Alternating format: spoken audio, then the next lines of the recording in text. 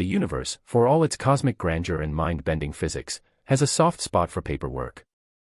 This is a truth so profound and so irritating that it's often overlooked in favor of more dramatic concepts like black holes and supernova. But the fact remains, for every majestic star sailor carving their name into the annals of history, there are 1,000 tired bureaucrats ensuring their forms were filed in triplicate. On board the Galactic Union vessel's Stelliferous Adjudicator, this truth was less a philosophy and more a constant, grinding reality.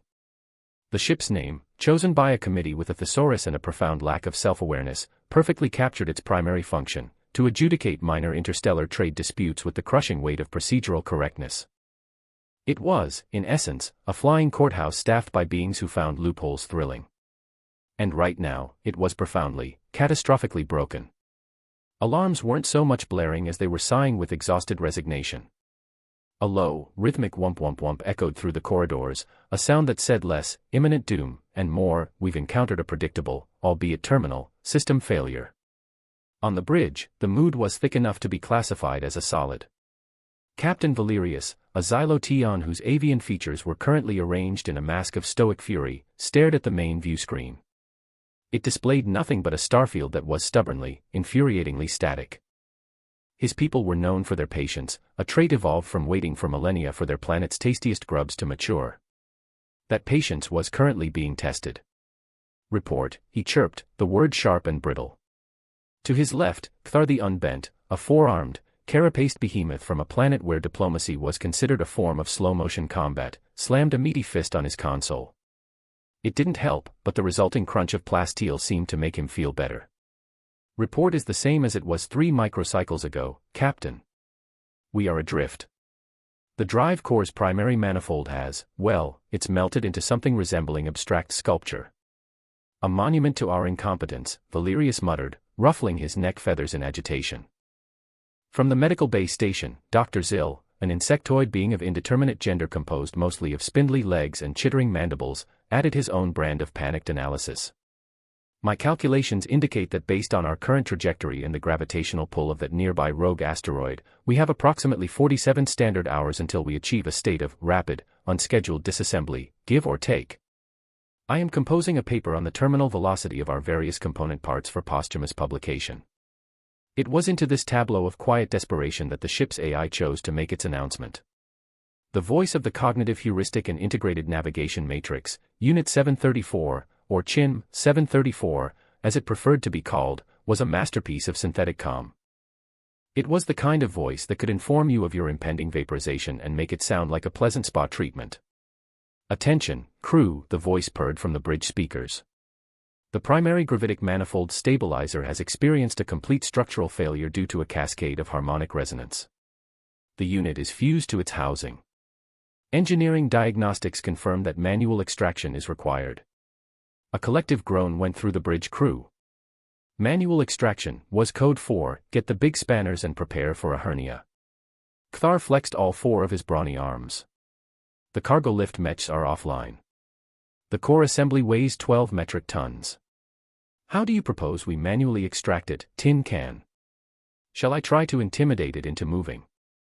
The AI, incapable of sensing sarcasm, processed the query literally. Intimidation is not a recognized engineering procedure, Subcommander Cthar. Standard protocol requires a certified heavy lift mechanism. Which is broken. Cthar roared. Correct, the AI said smoothly. It is a fascinating paradox. To resolve this, I have analyzed crew capabilities and updated labor designations accordingly. There was a pause, filled only by the gentle whump-whump of the dying ship. Attention, human crew member Rostova, Amelia. Your physiological profile indicates a low-density endoskeletal structure, suboptimal muscle-to-mass ratio, and a high susceptibility to gravitational shear. Consequently, your designation has been updated to fragile asset per interspecies labor mandate 74B. You are hereby restricted from all tasks involving physical exertion exceeding 8,896 newtons. Your new assignment is to conduct a full inventory of the Section Gamma nutritional paste stores. Proceed at your leisure. Down in the aft storage corridor, Amelia Amy Rostova looked up from the diagnostic panel she'd been studying. A small, red light on her personal datapad blinked, indicating a new directive. She tapped it, read the message, and allowed herself a small, wry smile. Fragile asset, she'd been called worse. She'd also been the one who had jury-rigged the life support on 3 separate occasions using nothing but a protein synthesizer and a roll of duct tape, but details like that rarely made it into the official personnel files. The AI's logic was flawless, if you ignored the concept of context. Humans were squishy compared to a walking tank like Kthar or a creature who could survive hard vacuum for 6 minutes like Captain Valerius. Nutritional paste inventory, huh? She said to the empty corridor. Right. I'll get right on that. She turned back to the panel she'd been looking at. It wasn't the main drive schematic. It wasn't even related to engineering. It was the maintenance diagram for the ship's subfloor deck plating. She tapped a command, and a dusty, 1,000-page technical manual titled, GU Standard Decking and Inertial Compensation Systems, A Technician's Guide, Volume 9, flickered onto the screen. She started reading. The fate of the ship might depend on a 12-ton piece of machinery, but Amy had a feeling the solution was buried somewhere much smaller, much more boring, and almost certainly in the fine print. The scene in the drive core chamber was a masterclass in performative futility. Kthar, having decided that brute force was the only answer that truly understood him, was attempting to move the 12-ton core with a 10-foot titanium pry bar. He had wedged it under the lip of the massive cylindrical housing and was straining with all 4 of his formidable arms. His carapace was slick with effort-induced secretions, and the grunts he emitted sounded like a dying rock crusher. The drive core did not move. Not a millimeter. It sat there with the smug, immovable inertia of a bureaucratic committee. It is, stubbornly, refusing to cooperate. Kthar gasped, his muscles bulging to comical proportions. From a safe distance, Dr. Zill adjusted a set of multispectral goggles and offered his usual helpful commentary. Fascinating. Your efforts are applying approximately 34,000 newtons of force to the object. However, due to the object's mass and the coefficient of static friction, you would need to apply approximately 117,000 newtons just to overcome its inertia. I project a 94% chance of you experiencing multiple ligament tears before the core moves. Your projections are not helping, Doctor. Valerius chirped, his voice tight. He paced the perimeter of the room, his talons clicking nervously on the deck plates. Ideas. I need ideas, not mathematical proof of our doom. Kthar finally gave up, tossing the now bent pry bar to the floor with a clang that echoed through the silent chamber. He drew the massive, wickedly curved ceremonial blade he always carried. It was a relic from his homeworld, forged in the heart of a captured comet, and according to him, sharp enough to sever the bonds between atoms. Perhaps a more surgical approach is needed, he declared, testing the edge with a clawed thumb. If we cannot move the core, I will simply carve out the damaged manifold. Captain Valerius's head feathers shot up in alarm. You will do no such thing. That blade is a ceremonial antique, not a plasma cutter. Do you have any idea what would happen if you nicked the primary coolant line? Or, spirits forbid, the temporal synchronization coil? It would be a glorious end. It would be a messy, instantaneous, and profoundly stupid end, the captain corrected him. Put the History Museum piece away, Subcommander. While this debate over the merits of catastrophic structural disassembly was taking place, the AI's voice chimed in again, its placid tone a stark contrast to the rising panic. Logging unauthorized weapons deployment in a critical engineering space. Subcommander Kthar, please be advised that Regulation 1138 Gamma prohibits the unsheathing of ceremonial blades within 10 meters of a compromised fusion system. This was the kind of thing that drove the crew mad. The ship was dying, and the AI was quoting safety bylaws. Meanwhile, 2 decks above, Amy Rostova was engaged in her own, much quieter, form of rebellion. The nutritional paste inventory could wait. Instead, she was at a supply requisition terminal, typing in a series of requests that, to any outside observer, would look like the shopping list of a deeply confused person. Item 1, conductive gel, industrial grade. Quantity, 3 canisters. Item 2, sonic wrench, high frequency, model 7B. Quantity, 1, Item 3, emergency hull patch kit. Quantity, 0. She added this, then deleted it, just to see if the AI was paying attention. Item 4, nutritional paste, grade C, flavor code 9 Delta. Quantity, 1 carton. The terminal blinked. A query appeared on the screen, highlighted in amber. Request for item 4, nutritional paste, flavor code 9 Delta, synthetic Gruyere and Weevil, is anomalous. This product has a 998% rejection rate in crew satisfaction surveys. Please confirm request.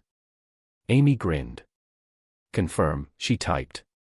A moment later, the AI's voice echoed softly from a nearby speaker, this time addressed only to her. Human Rostova. Your requisition has been flagged. The requested items do not correlate with your assigned task of inventory management. Please provide justification for this non-standard resource allocation. Amy leaned toward the speaker. I'm conducting a practical experiment on the viscosity and electrolytic properties of various foodstuffs for a report on emergency rations optimization, she said, the lie rolling off her tongue with the smoothness of a seasoned diplomat. It's for the Morale Committee. There was a 5-second pause as the AI cross-referenced this statement with every known regulation. The Morale Committee was a real, if utterly useless, entity.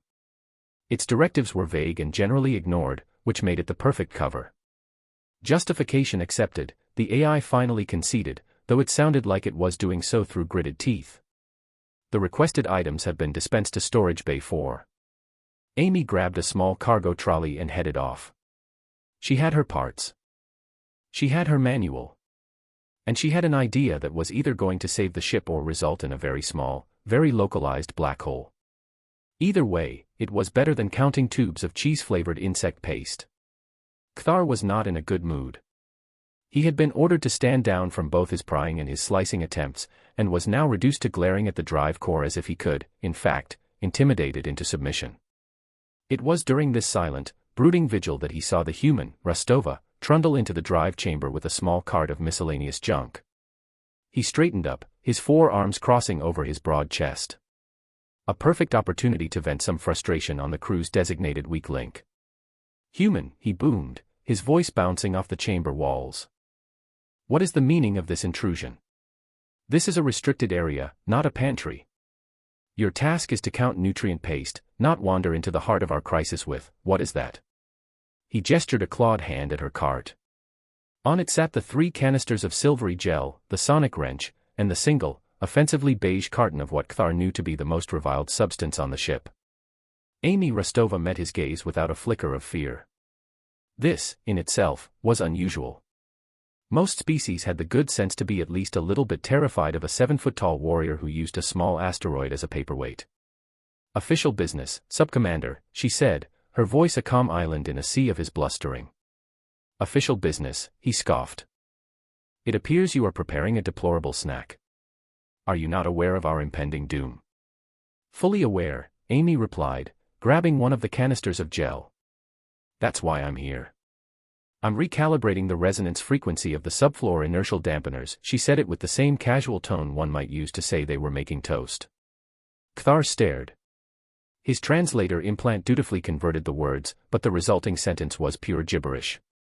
It was like hearing someone say they were going to fix a starship engine by singing it a lullaby. You are, what, he managed. Using this paste, she said, holding up the carton of synthetic Gruyere and Weevil, as a biodegradable insulator for the override junction. Its specific protein structure has the ideal dielectric properties. She delivered this line with such deadpan sincerity that for a moment, Kthar almost believed her. Almost. He looked from her earnest face to the ridiculous carton of paste, then back again. His powerful brain, honed for millennia of tactical combat and threat assessment, could not compute this scenario. The human was either a genius of a level he couldn't comprehend, or she had completely snapped under the pressure. Given her species' documented fragility, he leaned toward the latter. You have space madness, he concluded, the diagnosis delivered with the finality of a judge's gavel. Your logic core has cracked. From the observation deck overlooking the chamber, Dr. Zill's antennae twitched in agreement. He was monitoring the exchange through the ship's internal sensors. The subcommander may be correct, Captain, he chittered to Valerius. Her behavior is consistent with acute paradoxical lucidity. The subject creates a complex but nonsensical internal logic to cope with overwhelming stress. She genuinely believes that cheese paste can recalibrate a gravitic system. It is a tragic, fascinating breakdown. Valerius watched the small human on the screen. She wasn't panicking. She wasn't raving. She was methodically kneeling and beginning to apply the silvery gel to the floor in a precise pattern around the base of the drive core. She was focused. He had seen that look on bomb disposal experts and high-stakes gamblers. It wasn't madness. It was concentration. "Hold your diagnosis, doctor," the captain said, a strange new feeling bubbling in his gizzard. It wasn't quite hope, but it was a close cousin. Let's call it morbid curiosity. Let's see what the fragile asset is up to.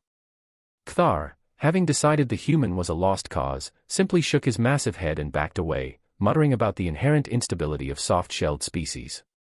He would leave her to her ritual. There were more important things to do, like sharpening his blade for the afterlife. Amy, blissfully ignored once more, continued her work. She wasn't paying attention to the confused warrior or the diagnosing scientist. She was focused on page 742 of the manual, which had a very specific diagram showing the layout of the emergency maintenance conduits beneath the deck plates. The gel went on. The wrench was placed just so. The stage was being set for an act of either supreme genius or spectacular failure. The situation, as is often the case when things are already bad, decided to get worse. A high-pitched whine began to emanate from the drive core, a sound that drilled directly into the primal fear centers of every being on board. Then, a shower of brilliant blue sparks erupted from a hairline fracture near the top of the assembly. Report. Valerius squawked, his carefully maintained composure finally cracking. The magnetic containment field is fluctuating. Dr. Zill announced, his voice a frantic series of clicks and whistles. The internal temperature of the manifold is rising exponentially. We are no longer in a "we're stranded" scenario, Captain. We have been upgraded to a "we are about to become a small, expanding cloud of superheated plasma" scenario. The AI's voice cut in, its calmness now sounding less reassuring and more sociopathic. Probability of imminent hull breach in the next 10 minutes, 78%. Probability of catastrophic, atomizing explosion, 84%. I recommend all crew members update their next of kin information. On the floor of the drive chamber, the deck plates began to vibrate. The air grew thick with the smell of ozone and burnt metal. This was it. The final, dramatic act. Kthar, who had been sulking in a corner, now stood and drew his ceremonial blade one last time. He held it in a salute toward the dying core. "If we must meet our end," he bellowed to the empty room, "let it be with honor." Dr. Zill, on the bridge, was rapidly typing his final observations into his datapad. Subject vessel experienced a rapid thermal expansion event, consistent with fusion core destabilization. Note, the resulting plasma cloud is remarkably symmetrical. Further study is, regrettably, impossible. Captain Valerius closed his eyes, picturing the cool, damp soil of his homeworld. It had been a good life. A bit too much paperwork, perhaps, but good. And through all this operatic, multi-species acceptance of death, Amy Rostova kept working. The sparks and the shaking didn't deter her. She had a checklist in her head, and she was going to finish it. With the gel applied and the sonic wrench humming away at a frequency only dogs and certain types of silicon-based lifeforms could hear, she moved to the final, and most absurd, part of her plan. She popped open the carton of synthetic Gruyere and weevil paste. The smell that wafted out was an offense to nostrils everywhere, a pungent combination of old socks, chemical cheese, and something vaguely earthy. She approached a small, grimy junction box on the wall near the floor, a box no one had likely touched since the ship was first commissioned. The cover was sealed shut with decades of grime and corrosion. This was the moment of truth.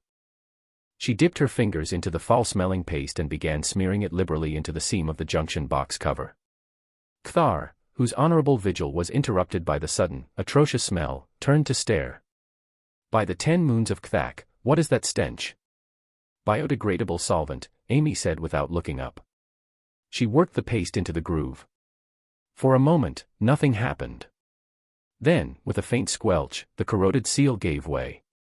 She pried the cover open with her fingertips, revealing a small, unassuming red lever. She flipped it. There was no sound, no flash of light. Nothing happened.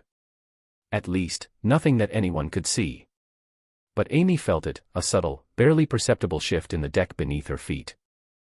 The AI, which had been busy calculating the blast radius of their impending demise, suddenly paused. Anomaly detected. A localized inertial dampening field has just been activated in the drive chamber. This is a non-standard procedure. The field is centered directly on human Rostova. Now, her preparations complete, Amy stood up, wiped the cheesy paste off her hands onto a rag, and walked toward the sparking, whining, 12-ton drive core that was moments away from turning them all into stardust. This was the part where everyone officially thought she had lost her mind. Not just a little bit, but in a profound, spectacular way that would be talked about for generations, assuming there were any generations left to talk about it. As Amy approached the behemoth of failing machinery, the AI's voice flooded the chamber, now stripped of its placid calm and laced with something that sounded remarkably like electronic panic. Warning. Human Rostova, cease your advance. You are entering a lethal proximity zone. The core is emitting hard radiation and is structurally unstable. Your fragility index is 987%. Amy ignored it. She reached the base of the massive cylinder and found the two thick, metal grips bolted to its side. They were manual handling points, a feature included by some long-forgotten engineer with a sense of humor, as no unassisted organic being in the known galaxy could possibly lift it. She wrapped her hands around the cold metal grips. Cease, the AI shrieked, its voice cracking with digital static. Immediate cessation of physical activity is mandated by emergency protocol. Lifting attempt will result in catastrophic skeletal failure. Probability of your body being instantaneously reduced to a fine red mist, 100%. On the bridge, Captain Valerius and Dr. Zill watched, utterly transfixed. Kthar, in the chamber itself, lowered his sword, his jaw slack. This was beyond madness. This was performance art. Amy took a deep, steadying breath. She bent her knees, keeping her back straight. Proper lifting form. You didn't want to throw your back out, even when averting a major catastrophe. And then, with a small grunt of exertion, she lifted. For a heartbeat, the universe held its breath. The whining of the core, the whump-whump of the alarms, the frantic chittering from the medical station, it all faded into an immense, profound silence. The 12-ton drive core, the immovable monument to their failure, lifted off the deck. It rose smoothly, silently, with the weight and heft of a large suitcase. Amy straightened up, holding the massive piece of machinery with a steady, two-handed grip. It wasn't even shaking. Silence. Absolute, unadulterated, what in the name of the cosmic void just happened silence. On the bridge, Dr. Zill's antennae vibrated so quickly they became a transparent blur before drooping in a dead faint. He collapsed in a heap of spindly legs. Captain Valerius's beak hung open, a series of soft, uncomprehending clicks escaping his throat. In the drive chamber, Kthar's mighty, comet-forged blade slipped from his nerveless fingers and clattered to the floor. His complex, triple-hinged mandibles, which had chewed through armored battle drones, hung agape. He had seen suns born and planets die. He had never seen anything like this. The AI, for its part, went completely quiet. Later analysis of its log files would show that at this exact moment, it had dedicated 998% of its processing power to running a single diagnostic loop on its own core programming, searching for a fatal error. It found none, which only made things worse. Amy, holding the gently humming drive core, looked over at the stunned, statue-like form of Kthar. "Well," she said, her voice slightly strained, but remarkably casual. "Someone want to get the door? This thing's leaking." A small trickle of iridescent blue coolant was, in fact, now dripping from the bottom of the core onto the deck. The sight of it, so mundane and normal, seemed to break the spell. Kthar fumbled for the door control, his forearms moving with a clumsy, uncoordinated disbelief he hadn't experienced since he was a larva. Amy grunted again, adjusted her grip, and began walking. She carried the multi-ton, pre-detonation piece of hyper-advanced technology out of the drive chamber and down the corridor toward the engineering bay as if she were carrying groceries home from the market. The crew of the Stelliferous Adjudicator simply watched her go, their entire understanding of physics, biology, and the term fragile being rewritten in real time. The explanation, when it came, was so simple and so profoundly bureaucratic that it was almost more shocking than the feat of strength itself. After Amy had deposited the core in the engineering workshop's containment field, with a final, satisfied thump, the ship's technicians, now able to work on it, quickly bypassed the melted manifold. Power was restored. The alarms fell silent. The stelliferous adjudicator was no longer a tomb in waiting. Captain Valerius had summoned Amy to his ready room. Kthar and a newly revived Dr. Zill were also present, looking at her with a mixture of awe and deep, existential confusion. Amy, for her part, was sipping a cup of hot, brown nutrient liquid that approximated tea. Rostova, the captain began, his voice still shaky. Explain. Now. Before my brain fissions. Amy took a slow sip. It's in the manual, she said. The manual. Kthar rumbled, the words sounding foreign in his mouth. Yep. GU Standard Decking and Inertial Compensation Systems, A Technician's Guide, Volume 9. Page 742, Subsection 9, Paragraph 4. Emergency Maintenance Override for Localized Inertial Dampening. She paused, letting them process this. The ship has gravity plates in the floor for stability, right? Well, there's a safety feature, a real deep-cut one, for moving heavy machinery during a total power failure. It lets a technician create a small, contained bubble of near-zero inertia directly above a specific plate. You just have to complete a bypass circuit, provide a specific resonance frequency to activate it, and flip the manual override switch. She gestured with her cup. The conductive gel completed the circuit on the floor plates. The sonic wrench provided the 75 kHz frequency needed for activation. And the override switch was in that junction box. Dr. Zill's antennae perked up. But, the junction box was sealed with corrosion. How did you open it? Amy took another sip of tea, a faint smile playing on her lips. The synthetic Gruyere and Weevil paste, she said. Its official chemical composition lists a high concentration of acetic acid and oleic acid triglycerides. A perfect combination for dissolving metallic oxides. It's a cheap, effective, biodegradable solvent. Also in a manual. The Catering Supply Manifest, Appendix C. There was another long silence.